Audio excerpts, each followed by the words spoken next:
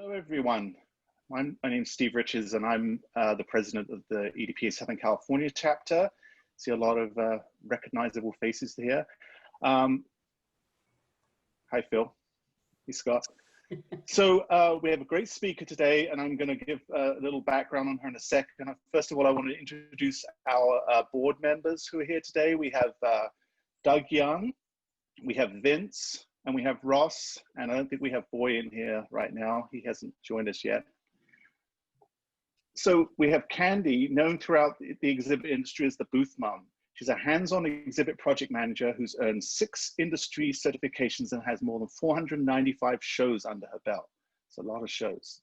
As an accomplished exhibit marketing consultant and exhibit staff boothmanship and exhibit consultant trainer, she specializes in sharing her knowledge and experience to guide rookies and inbound international exhibitors through the trade show maze, assuring they maximize their return on investment while cutting exhibiting costs.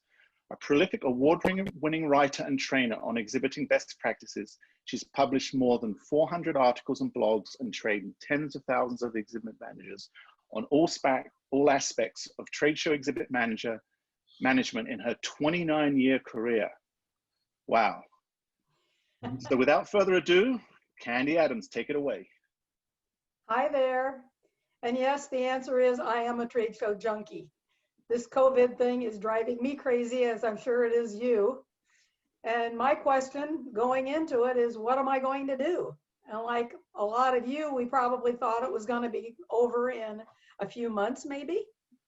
And so I started out and it's like, oh, that sounds interesting. I'll go be a COVID tracer. And so my first certification I got was through Johns Hopkins, and it was trying to figure out what was this monster, you know, that's wrecked our lives. And so after I got that and went to try to find something to keep me busy, because I've never been on unemployment before, I decided I was going to be a contact tracer until I found out that the hospitals, when they weren't doing all of the elective surgeries and things, all of a sudden there were all kinds of people with medical degrees who were also going to be contact tracers. And which ones do you think got hired? So anyhow, then I decided what was my next thing going to be. And my clients were saying, Candy, they're canceling our shows. What are we going to do? And I had about 5 different things going on between February, I already had on the schedule. And the client said, can you get us through it? So I decided I had to go out and get some education. So I started looking at what education was available in our industry to get us ready for this new thing, this virtual trade show, because I wrote an article back after 9/11 when we pivoted, even though we didn't call it that, to virtual trade shows. And interestingly, I really don't think what I wrote in '02 is not valid, because I said they will never replace live trade shows. You can get people to sit and listen, but you can't get people to interact. You cannot have a rendering on a screen replace people walking into something that basically is eye candy and gets your message across. It you know, conveys your brand. So I decided to go ahead and look around, and the main thing I found out was show managers are clueless. They don't know what their exhibitors are going through, and they are looking at spending more of their time, more of their money, and more expertise trying to get more people to come to the conference component. And they're figuring that only if they had, let's say, 1,000 people last year at a show, the people who are making the transition and coming in as virtual is someplace between 25 and 35%. And I got that number from the forum of the IAEE, asking show managers, how many of your people are converting over to virtual? And I have to say, the exhibitor community isn't sold on this. They're not. If they get the option of a refund or a partial refund and coming in this year at some level, and we'll talk about levels later of the virtual show, or just moving their money forward Some shows are saying, well, we'll use half of it next year and half of it, believe it or not, in 2023. But they have all these deals, so they get to keep the money. It sounds good to them, but it's not doing much for the exhibitors that I'm talking to in the industry. So literally, I went out and researched to see what platforms were available. And I looked into the certifications. I saw that there were ones on sanitation and disinfection. And I looked into the ones then that were part of the actual virtual shows. And I found out that there are 2 of them here in the US, and there's one over in the UK. And so looking at the 2 here in the US, I saw that one of the people that I know that has a certification that I don't, she's a CSEP, which means, as I say, fairs, fun runs, and porta potties. She's more of the event person. She had taken one, and I called her, and she said, Candy, the one with Brant Kruger, called the VEM, V-E-M-M, Virtual Event and Meetings Management Certification. She had just finished it and absolutely loved it. And she and I have very similar tastes, personalities, interests. So I decided that after looking at that one and a second one, that I would try for the VEM, and depending what I got out of it, decide whether I wanted to go on with the one that PCMA has. But first, I'll tell you a little bit more about the VEM one. Brant Kruger, the guy who teaches it through the Event Leadership Institute, ELI, has been doing it for over 10 years. He's not one of the Johnny-come-latelys who saw an opportunity and jumped on it and is trying to sell snake oil. This guy knows his stuff, the connections he had, the people he could bring in as speakers, I found to be absolutely extraordinary. He had the person who had to make the decision for Microsoft's entire event program of when to start it up again. He had people there who have been basically digging into all the data that is gotten from the shows, and how do you deal with it, and then how do you deal with the GDPR and the California version of keeping track of the data. He brought in some of the most engaging speakers, a guy named Will Kern, who's on the production side. He brought in somebody to speak who was doing the, what I would call run of show. They call it show flow as the software of how do you keep track. And it's like producing a TV show. What are all of the things where somebody's going to have to turn something on, turn it off, just like we're on Zoom and it's muting people, unmuting people. How is all this going to go so nobody misses a step? But he brought in so much added value into the classes. He actually interviewed people in hour-long interviews that if you wanted to, it wasn't part of your grade, but you could go out and get the sort of extra credit information that you wouldn't get otherwise. So I finished that one a couple weeks ago. That one, if you were a member of their organization, this ELI, Event Leadership Institute, if you were a member, that one cost you $556, which was a 20% off of the $695 normal price. So then looking at, okay, I finished that one and I got a lot of good information, but still, I don't know what to do to help my clients get back to the show managers with what they really need. What will make a difference in trying to replicate? We know we can't, but how close can we get in similarity to what they were getting out of their shows before, or what can we get them data-wise so at least they have somebody to call? So at that point, I went to PCMA, the Professional Convention Management Association, and signed up for a certification they had, which unbeknownst to me, they were in the middle of changing. So I signed up for a certification that did not exist. What I had heard from all the people I'd talked to about it was no longer there.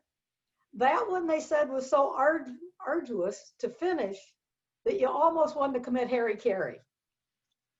That it was droning long videos. It was having to go out and sit in X number of other virtual events during the week and grade them. People were saying they were spending 6 to 7 hours a week, and that if they had it to do over again, they wouldn't do it. So PCMA, literally, they had to pivot, which I thought was sort of funny. They had to pivot from that to having more like 2 hours a week, plus a quiz. And their program went from costing, it was about $1,130 to get that one. And they are now down to, let me see, if you're a member, $745, and if you're not a member, it's $895. But that is a little more reasonable than paying almost $1,200 for a certification. But it is much more strategic in content. But from what I have seen in the first 2 weeks of classes there, again, it is strategic in data, in measurement, in monetization. It doesn't even have a section that approaches our part of the trade show. It spends entire sections on chats. It spends entire sections on Q&A, on the networking aspect. And they always say there's 3 reasons people go to shows. It's the education, it's the networking, and it's seeing the live products on the show floor. And none of these certifications, and I guess my goal is, after I've taken both of them, is to go back to ELI and PCMA and go, yoo-hoo, you forgot us. We're the exhibitors. Remember us, the cash cow that you used to milk? We're still here, and we're still looking for value. So, you know, this is my ulterior motive, I will say, in getting them, that after I have seen what they present, saying, don't you think that something that's one of the 3 reasons that people come to shows, isn't it worth it to give them some way to help us? Because neither of your certifications, from what I've seen, do that. So hopefully we will be able to get into that. But these certifications encompass sitting through videos, and the one that I've completed, those videos were 6 to 12 minutes. They were more like snippets, where the one that I'm in now with PCMA, they run an entire 59 minutes and change. So you better be ready for the long run of these people going on and on about their topic. So I have to say, for that reason too, I'd still, if somebody's interested in it, based on price, based on what I've seen in the expertise, the value, I would highly recommend the one through ELI that is the least expensive of the 2. But basically, the presenters were not as polished in the one I'm in now. We have people who are consultants. We have people who are, like down here at San Diego State, the lady who did the first class, I could tell that she was used to a, I would say, less mature learner, and how she presented, how quickly she presented, making references to things without backing them up. These things bother me when I'm learning. But anyhow, the good news with this one is it has a money back guarantee. So if I get all the way through it, don't want to use the DES after my name, which is the certificate that you get, or excuse me, the certification for it, they will give you your money back. It has a money back guarantee within 30 days after you finish it. So like I say, if anybody wants more information on it, if they'd like to see any of the course materials, I printed everything out. I have all the links to everything, but I'm more than happy to share those or the other certifications that I've gotten, because I think we all have a little more time on our hands for getting education. But like I say, it's neither of them are getting me where I need to go, but at least maybe I can be a driver in the industry to get us there. One thing I would like to say, there is a difference between a certificate and a certification. And if you're as much of a geek over it as I am, some of them are used erroneously. Supposedly, the differentiating factor between the 2 is if it is a certificate, it is something you go, you get the education, you're done, and you have it, but it doesn't come with a set of initials to put behind your name. So there's a lot of people out there that are using VEMM because it is one of the only two virtual ones that say, I know what I'm talking about. But if you look at the DES, you have to go on the certification. You have to go back and get more education. You have to continue it. So if you see people that are a CMP, certified meeting professional, every 5 years you have to renew. If you are a certified manager of exhibits through the old TSEA group, Trade Show Exhibitors Association, that one you had to renew. But the CTSM, if you see the one from Exhibitor Show, they claim it is a certification, but you don't have to do anything to keep it, to continue using it. So they are falsely, I think, and I've called them on it, and they basically told me to go sit in my corner. But CTSM is a certificate. It's like the 6-week thing I got. I don't have to go back and do anything to renew it. The DES, I will have to go back and spend another $150 every 2 years to renew it. So when you see some of these things, and I know 2 people in the industry who use initials, they just made them up. So I have a tendency now to question people, what does that stand for when I see something behind their name? Because I figure if they can't stand behind the education they got, I don't think I want to work with them. So anyhow, that is my spiel on education and what I'm learning. So do we have any questions here? I see I've got some things in the chat.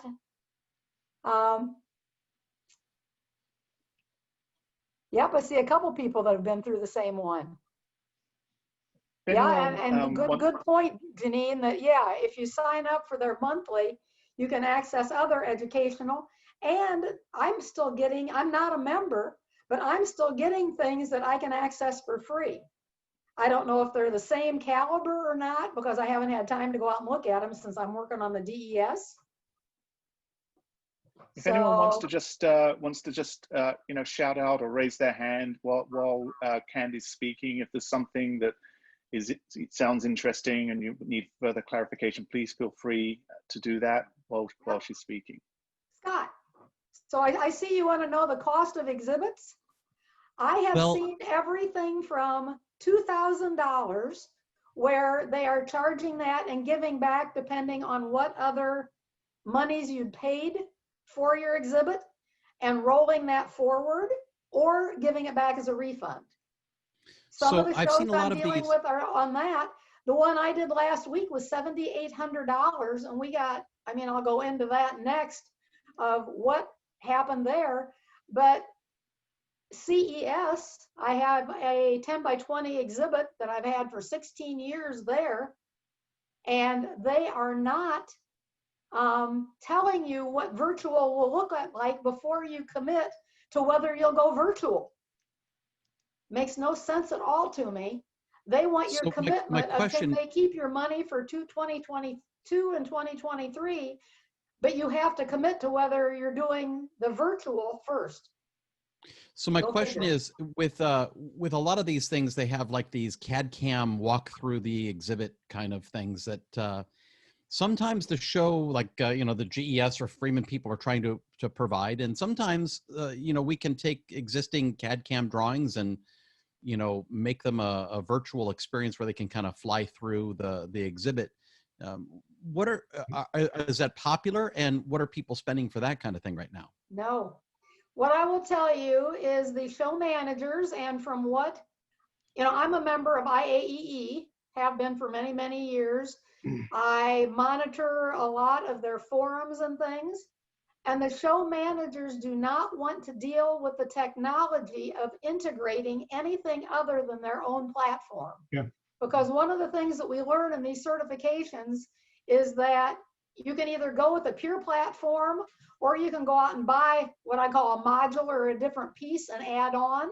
But when you do that, you are adding a level of technological complexity to it. And the show managers don't want to deal with it. Just like they won't let me bring in, and I have seen that, yes, people say, well, I'll just put my own link out there. Because generally they will let you have one link to your website on your directory listing. And basically, I have heard from the show managers, they're going out and looking at them, and they will disable your link if you do it. So you would have it's so no simple to exhibit just put an whatsoever. HTML frame on any web page. You can put a frame so you're still within the Yeah. show, and then inside the frame, you're in a secondary web page. We need to start insisting that the show managers allow us to have access to that frame. You're still within their site, and you can put whatever you want there. I don't know why we build our own booths. Why can't we build our own link But site? you're building them to their rules. Yeah, but you know what? Clearly, if I go to CES, there's a big difference between the Canon booth and some overseas pavilion, and you still are going to the booth builder and getting what you want. Yeah, and I have to say, I think it will get better after they get their footing, but till they're through the first show and live through it, so many of these have crashed. Speakers have crashed, Zoom's crashed, Google's crashed, everybody's learning this together. And I think after we exhibitors, right now I'm waiting to fill out my survey from this show that I did for 3 days last week. And it was an unmitigated disaster. I mean, basically, when I look at it, good, bad, and ugly, that one was ugly. I mean, downright ugly, being at a show called NECA. And it was ugly for a lot of reasons, but the bottom line was a week and a day after the show is over, I am still waiting for the personally identifiable information that they're supposed to give me on the people who came to my chat room. I still don't have it, which means to me that either they used registration as a separate module and they had a problem as those people came into my room, identifying them with my chat. I don't know what their problem is, but I do know they had a 3-person staff to deal with exhibitors before the show, and they've laid 2 of them off. So we've got one lady there probably trying to juggle everything, closing out this virtual show, the sponsorships, you name it. And my questions have gone on, I think, deaf ears. I also contacted my client this morning because everything on our leads, they sent us 2 reports. They sent us one that was actually the chat room daily printout of who came and what was said in the chat room, but it didn't give you, it told me that Brant came or that Blaine came or that Greg came, but it didn't give me the person's last name or any identifiable information. What good does that do me? I know what I said to him, that I could link up to put in my CRM system at some point.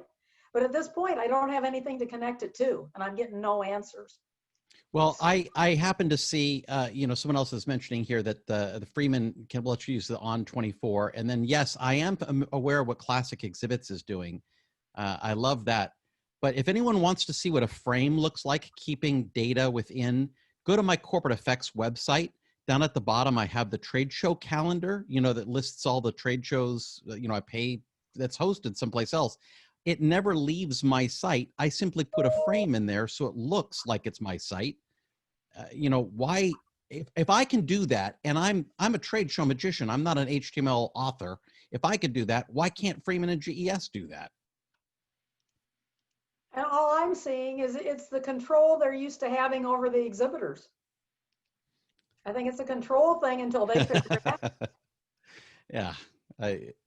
Unbelievable. Yeah. Hey, Candy, I noticed that Hillary has her hand raised. Hillary, did you have a question?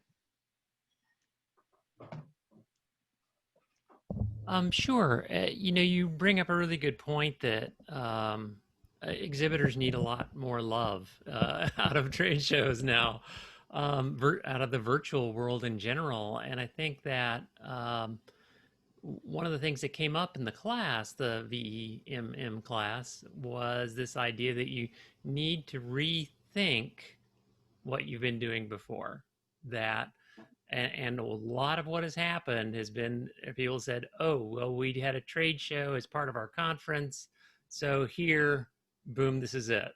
and Yeah. and I think you're right. I think they've gotten through that first time where it just crashed and burned, frankly. And exhibitors are in every industry are just pissed off. Yes. They're not getting the results they want. And it really takes a rethinking of what a conference looks like and how you do go about offering value to sponsors, because that's what exhibitors are. Right. They're the sponsors of this. So they haven't gone through that process, and when they do, they're going to come to some surprises, I think, because there's no way an online experience can replicate, what going to a trade show is like. And so it in many ways shouldn't be trying. I was on a conference, online virtual event today, about virtual events. And, one author was explaining that, we need to think about it more in cinematic terms, than in hospitality terms. Right. That, what we're presenting here, hopefully, is, as engaging as television, but with a component where we can actually interact. And in this particular venue, they had the sponsors who each presented 2 minutes, if you will, as part of the talk, and then had a site where you could, or a page anyway, where you could choose to have a meeting with them, choose to schedule a meeting with them later, choose to download their info. So there's a whole bunch of variety, and they're just links. There's no pictures or pretty things. It's just links for you to take it where you need it to go. And so I was able to visit that while I was watching the presentations. Sometimes just listening to the presentations, because let's face it, a lot of times they're not that visually engaging. And I think that provides a kind of direction for some of this to go. I don't think you can have 200 exhibitors and go that way. I don't think you have 2,000 exhibitors and go that way. We may have to get to our communities being a lot smaller, mini tribes. Someone used the term today, and I thought that really fit. And so I think that we're at a point where, we've got to either, make them redesign what they think their annual conference consists of, or, we have to do our own programming. We have to attract people in the ways that other people are attracting people to video events. And, instead, I hate to say it, instead of building a trade show booth, you're building a stage where, people interact with you virtually, something like that. Well, this show that I was the greeter, I call myself a Walmart greeter last week. The day after the show, they announced there were a little over 5,400 people that did the virtual component. There were approximately 100 exhibitors. I didn't count them, but I bet it was closer to 80. And over 3 days, and those 3 days were 6-hour days. So we had 18 hours. We had 34 people come to our exhibit, and 3 of those people came more than once. Mm-hmm. They were customers. Now, this is a little different client because they have a very, what do I want to say, encapsulated group that uses their software. And if you ever think of who keeps track of all the union dues and all the benefits payments for the guy on the show floor that's building my exhibit. And I started thinking, okay, so he's got his education fund, his legal fund, his I fund, his pension fund, his medical fund, he's got all these funds. That's what this client of mine does. And so she knows all of the big contractors that want to manage this data themselves out of their payroll, and the unions that want to do it on the other end when they get it. So she knows who her clientele are. So for us going, I can't say it was for leads, but when I looked at it, out of those 35 people, there were not 10 people that when I went, because based on the platform, and has anybody, raise your hand, has anybody seen VFairs? VFairs was the platform that we were on. And so as I'm sitting in the chat room, down the center, I have the chat going, but on the right, I have the list of who is in the chat room, either chatting or just working. And I could go over and I could click on their name and it would give me what would normally be on their badge. That's the only time I got it. I'm still waiting for that data. But looking at that, there were not 10 people who came to our exhibit through what I would consider serendipity. That got there either to see what we were doing.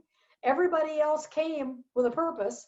And we did have one suitcaser. There was an exhibit house out of Dallas who came to try to sell me, the greeter, a new exhibit. And I said, no, we have one. And right now, I don't think we really need one, you know. But, you know, hope springs eternal. I got to give the guy, you know, his thumbs up for at least trying. But I hadn't seen that yet. I'm seeing virtual suitcasing. Yeah. Because, you know, I know this client in this show. I'm curious, too, because we both know that the show, they didn't really give you the specs on what the virtual was going to be like until not long before the show actually happened, which didn't give anyone any time to really plan for it appropriately. Are you seeing that happening a lot with these shows that are converting? And do you think that plays a big part in the fact that that exhibitors don't even have the time to find ways to better engage with their prospects and clients at these shows?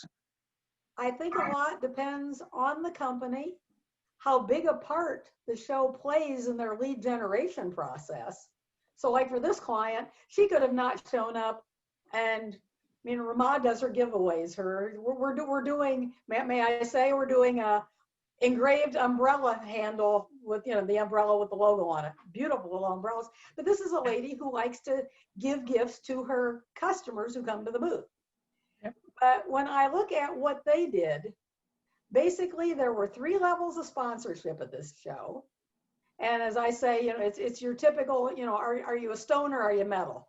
You know, are you a diamond? Are you a, you know, ruby or an emerald? Or are you platinum? Are you, you know, gold or silver? You know, what are you? And we chose the lowest one. So we had the option of 3 different exhibits, and we had a 10 by 20 physical booth space. That's what we had gotten. Now, all of a sudden, they give us one 10 by 20 blank exhibit with 2 spaces to put graphics on and 1 place for a logo. Or we could have done a 10 by 10, which to me made us look smaller than what we would have been physically. So I said, let's go with a 10 by 20, which was the same thing that they've known us for the last 2 years at this show. But what they didn't tell us was basically how and when are you going to engage? And so I'm going to walk you through sort of what, I'll say the hell we went through the last couple of weeks trying to get into this system. We started out picking our sponsorship, and the next thing we got was a video offered as exhibitor training by a person with a very, very, very heavy Indian accent that I could hardly understand, almost impossible to decipher, telling me how I should exhibit, okay? So what I was trying to do was figure out how to take their 10 by 20 and make it into one, because our 10 by 20 normally had 3 staff in it, 1 video, a meeting room area, the upgraded giveaways. So now all of a sudden we were being squished into a 10 by 20 with a logo and 2 different graphics. And because we didn't get the upper end sponsorships, we did the lower end. Unless we did the upper 2, we couldn't have a video. So they knocked us out of that. And then we could have a piece of literature and a slide deck, but that didn't count as a video. And we could have our URL of the company. So we did that. And then they set us up for a tutorial with a 6-step process for building our virtual exhibit. And basically you had to start out by uploading your exhibitor profile, your company name, address, the name and email address of whoever your primary contact was, your company phone number, URL, the company description, and you could have social media links for Twitter and LinkedIn. That was it. So again, they were, you know, if somebody has a very visual product and they're on Instagram, it wasn't an option. So, you know, what would it have taken for them to have one more field? But that was out of the realm. So then we had to have the primary booth contact go in and upload the staff names, email addresses, and a password for your exhibit staff. And we could only have 3 exhibit staff there unless you upgraded, then you could have 7 or 15.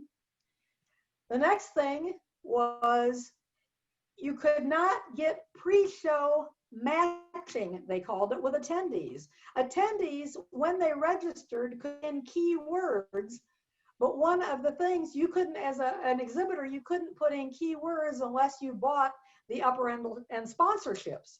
So once again, if somebody had put in, you know, software, they couldn't have gotten to us because we were the low end exhibitor who didn't get a keyword.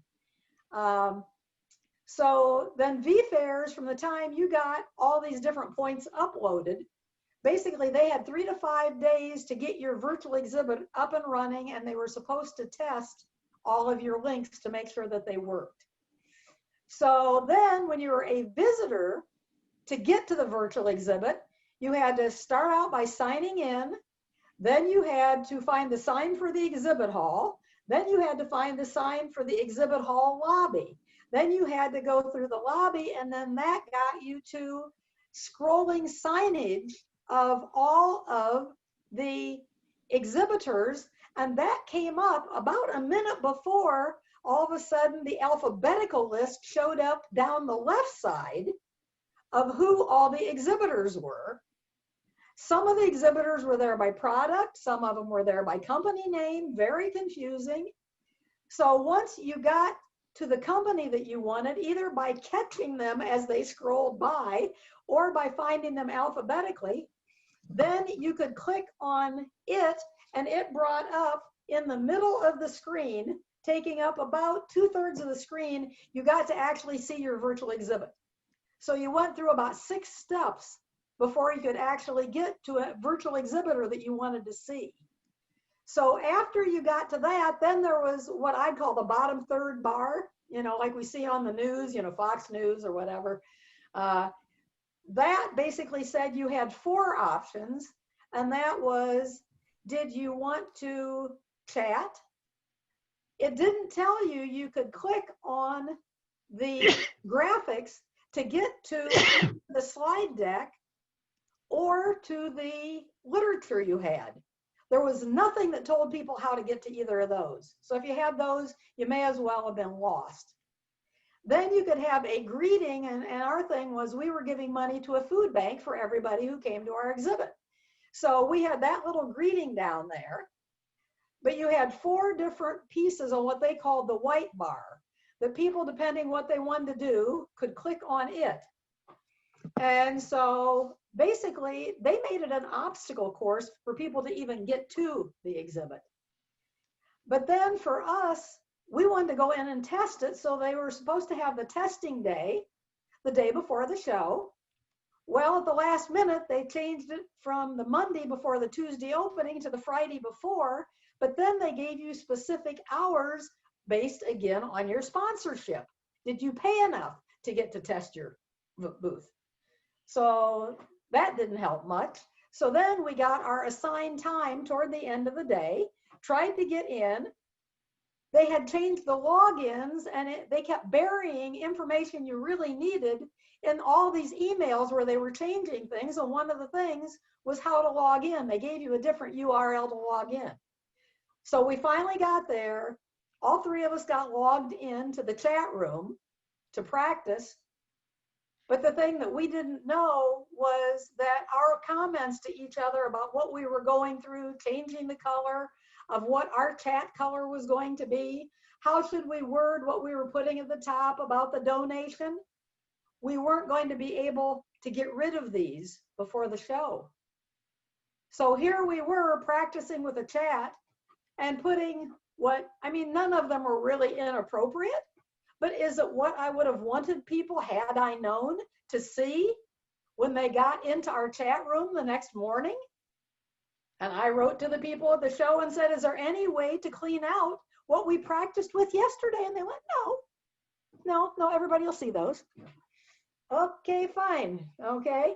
So now, basically, when somebody came as a visitor, I could click their name, I could see their badge information, and I could greet them to initiate a chat.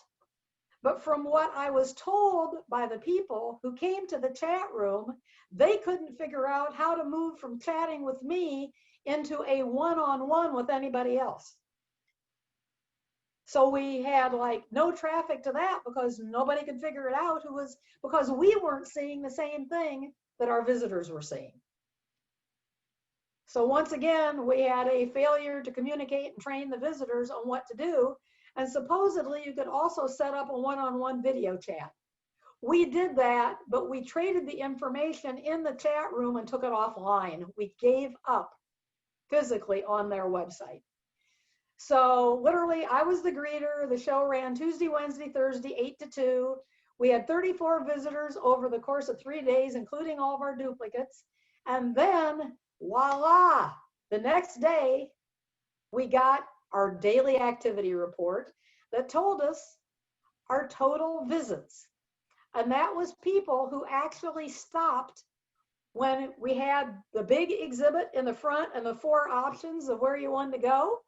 That was what total visits were. It was not people that we ever had the opportunity to engage with. We may have had an avatar there, but they may as well have been a mannequin because they didn't do anything. It also told us how many unique visits, in other words, who hadn't been there the day before. We had the white bar visits of, did people go to the company website, to LinkedIn, to our charity donation offer, or did they just want to leave us a message, but we never figured out where those messages showed up. I'm still trying to find that information out. So people had a button to get to something that we can't get to. And then they also sent us the daily chat log, which was a 2-column Excel spreadsheet with the PII. Okay, so literally you had the person's full name and what their comment was. That was it. So literally they told us the day after the show, nearly 100 exhibitors, 5,104 participants, but they didn't tell us if those were unique or not. And if you were, how many of you were on the virtual show down in Florida? The one that they had in July? Well, I found out that they claimed 9,225, but that was, I counted 6 times because I went to 6 different things. So I don't know if this 5,104 they're claiming that these people went to exhibits but didn't go to sessions, went to sessions and not exhibits. These show managers are very, very, very reluctant to tell you what these numbers mean. So that's one thing that I'd tell people up front, find out what numbers they're giving you and what do they really mean, because I'm still trying to find out. There were 84 educational sessions, and literally right now, my follow-up, the only thing I can do, because they're not giving me any information, they can send all 40 current clients, and Rama's working on that for me, of getting umbrellas out and notes out to these people. And I think she is going to include some kind of a note to them saying, you know, if you came to our exhibit, we made a $2,000 donation to charity, but otherwise it's just a thank you gift to them. We've got nothing else to follow up with. We are sunk. So when I look at this on a 1 to 10 scale, I would give them about a -3. Because my client literally doesn't have people that she couldn't have called on her 40 client list and probably gotten more bang for her buck. I mean, figuring she paid $7,800 for it. Andy, you and I talked a little bit about this when we had lunch the other day, and I know you mentioned someone who was suitcasing at this show. What is to prevent us as exhibitors from suitcasing or outboarding on our own on the days of the show? Just develop your own little virtual booth and market that to the people that you have in your own database. Obviously, you're not, if you don't sign up with the show. How are the show management people going to control that if I want something better than what they can provide me? Well, the shows are charging, so it's going to cost you hundreds of dollars to get in to see the content. You know, of course, there's not a cost to come see the exhibitors, but it's hard that they make it hard to set up any kind of your own network at these That's shows. why I'm saying, though, what's to prevent exhibitors from starting to do that independently and market it to their own contact database? If they have it during the same show days as the show would normally be, they don't pay to participate as an exhibitor, but they have it's like the outboarders who come and throw their own party and everyone thinks they're part of the show and they're not. Rhonda, that's called your website. Yeah. And I mean, how is that not of a better benefit to an exhibitor once they start figuring that out, that they can get this great virtual booth that the show doesn't let them have? The show is not going to be able to control that like they can in a physical space where they can kick you out or talk to the venue management and have you kicked out. I think that once exhibitors kind of figure out what's going on, you're going to start seeing some Does anybody know Mr. Schick, and this isn't a commercial, but I got his promotional stuff on, let me set up your website to do your own virtual trade show. Yep. And the only thing I say, Rama, is they say that every year you go to a show, 30% of the people are new. And if you're trying to get to those people who are new, who aren't in your database, correct, okay, you're not going to be able to reach them. For my client who was trying to reach current customers. Exactly. Exactly. We thought there would be value there and we wanted to try it. She was willing to roll half of her money over, into it and say, what are we going to do? Well, and I think that in today's world with social media, they don't have to be in your contact database. You can blast social media and you can catch, I think, a fair percentage of that by using the right hashtags. You can capture, oh, heck, they can't stop you from even using the show's hashtags. Do I think that's ethical? I do not, and I'm not necessarily proposing that. But there are so many ways around paying those fees and getting a subpar product and a subpar outcome that I think if they're not careful, exhibitors are the smart ones are going to start figuring their way around that. The ones with enough budget, the ones who have some tech experience, they're going to figure their way around that, and they're going to lose exhibitors as a consequence of that. And I have clients who have products that you have to see them. You have to be able to touch them. You have, and you're one of them. Yep. But when I look at people with fabrics, people that do Surf Expo. Are you going out? And the thing is, I mean, their business is dead because they do cruise ships. That's their bread and butter, is selling to the people who are on the cruises. But bottom line, there's going to be ways around it. But right now, I would say show managers are in survival mode. I'd like to give you a 4-point summary, though, and then just open it up for questions. I don't know how many of you know Kathy Breeden. Kathy is the head of both IAEE and CEIR, the Center for Exhibit Industry Research. Yeah. And Kathy's been one of our, Candy, Kathy's been one of our speakers, and she's probably going to be speaking again in a couple of months. So we're trying to have her on once a quarter, giving kind of an update on the industry. Yeah, well, what she said came out of their Predict conference, which was on September 22nd, were 4 points. And she says there's 4 unknowns that affect the recovery of our industry. and any accurate forecast. People keep asking me, what does my crystal ball say? Mine's really foggy.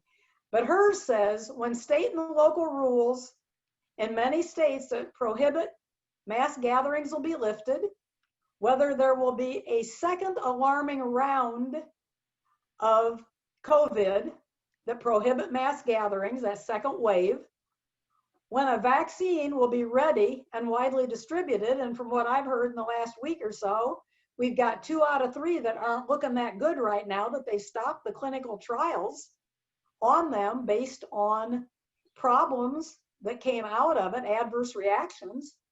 And then when a rapid testing will be accurate enough, widely available enough, and affordable enough for us to use at shows.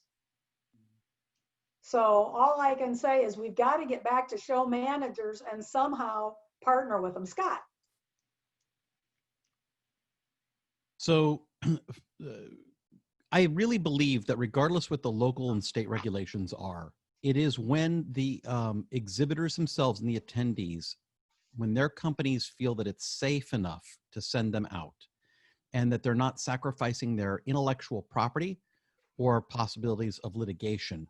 If they send someone to a show, they get sick and die. Now the company's up for a suit or something like that. Yeah. There's only one vaccine that's in a halt right now. And that's just because that there was a sickness of some kind. They're going to look into it and see if they continue. The other one was actually the treatment that that Trump got that's on a hold because of a potential adverse reaction. Nonetheless, I think that when you do get a vaccine, when you do get a qualified treatment, it's going to be that mountaintop experience. It's going to be that baptism. It's that moment in your life where you say, "This is the change that allowed me to go further." Whether people get that vaccine or not, it's going to be the public will believe that that's the moment we turn the corner. And then you'll start to see things coming back. But, I spent a lot of time looking at this myself. I put on the LinkedIn page, if you guys are interested, some information of my podcast, which is, the conventional protocol. And we're looking at that stuff all the time. So, boy, I'm right on the top of this stuff. I got this. I've got the binders from hell. But this is an article out of MeetingsNet. It was just dated September 30th. And it's one of Josh Grimes, who's one of the top attorneys. And it is his take as of September 30th on the liability factors and the value of waivers. And can we get back and not have the liability that scares all of us? Unfortunately, not until someone litigates that. If someone actually, or not litigates, but legislates that. If we get Senate, House, Congress, President to sign saying you can't sue for this. Boy, all the waivers from what I've read so far, the waivers are, they're not as strong as we'd like them to be. Well, and the waivers have to be valid in 3 states. This was another one of the, I've just immersed myself in these webinars, and this was a different attorney, but he said that they will go to court if the waiver is not valid in the state the show is being held virtually out of. Where's the production company? Where is because of the virtual aspect, and that's for all the staff and things involved, where is the actual show at, and where is the show manager at, and it may be even where the person virtually signed it from. So you it's got to be a national thing here. States' laws that would have to match up with the liability paperwork to make it valid. Yep, that's definitely one of our biggest things. Get us that vaccine. Let that be the turning point, and let us get this legislation that says you can't sue if you get sick or die from being exposed to it, regardless of where it was. Obviously there's got to be some OSHA requirements. Like if you're an employer and you're not following OSHA and they get hurt, well, you could still get in trouble for it. But, beyond that, they've got to give us some sort of protection because, boy, you think about this. If you go to CES and you got sick, you could sue CES. You could sue the exhibit management company. You could sue the airlines, the hotel, the convention center. It just goes on and on and on. Yeah. But that's where the question comes up. And one of my clients is that company called Concur that does all the expense reports for the big companies. And they have that pesky, what they call duty of care, that how are they protecting? And they're the ones behind it saying, you can't let, unless it's absolutely mandatory, somebody goes out and fixes a piece of equipment, you can't let them out of your site right now. Right. Because you'll get sued under duty of that care. is a huge blockade for us here. Yeah. Yeah. Candy? Yes. Going back to the virtual events that are going on, and I feel sorry for your poor client that had to go through that trial. But my question is there anything that can be done by show organizers to make it worthwhile for exhibitors? And we're talking about the viability of this not only now, but into the future, into hybrid events and all that kind of thing. What is the viability of virtual or digital events? If people want to come to the sessions, they should be willing to say, I'm interested in software. And yes, the software people can put together, whatever it is. One thing that hit me and put a really bad taste in my mouth, even worse than I had about show management, is that right now, let's say, Vince, you go to a show and you say, I am interested in buying a cell phone, okay? And you go to a session on cell phones that do X, Y, Z, and the sponsor pays to get all the leads of everybody who went to that session. That was part of their sponsorship, was people who go to session A, B, and C, you will get all of the lead data from it. Now I'm finding out that the show managers are going, yeah, but what about these other people who've got a different cell phone? They want the same list. I'm just going to sell it to them, but for more. It's going to become a highest bidder thing. And so my worry is the ethics behind a lot of this stuff. But my question as an exhibitor going into any show is, what data will I have? What format will it be in? When will I have it? Can I get to the people I wanted to get to in the first place? How are you going to help me do that? Because people expecting the show managers to drive traffic to these things, from what I'm seeing, it just isn't happening. And then beyond the exhibitor getting value out of it, how are the show organizers going to make any money? Because their amount of money they're making now versus the amount of money they used to make with a physical event has got to be, they're going to go out of business if they can't find a way to make some real money. And so I don't see how they're going to be able to continue these things. Frankly, one of the last surveys I saw said this year, the surveys that have been taken, only 13% are going to break even on what it costs them to run the virtual event and to put it on. So right now, that means we've got 87% of the associations and, independent shows out there that are running on fumes. Mm-hmm. I've heard of a couple associations going under already. Yeah, so. me too. When do the general contractors start going they're under? not going to make it without us cash cows. Yeah, I know. Well, it's 1:27, I think. So how are we doing? Any other questions? And anybody, anytime you just want to talk or noodle or whatever, feel free to call me. I'm boothmom.com and all my contact information. And I'm one of those 724 companies. Can't sleep some night, call me, we'll talk. Perfect. Steve, you're on mute. Sorry Hey, about Steve, that.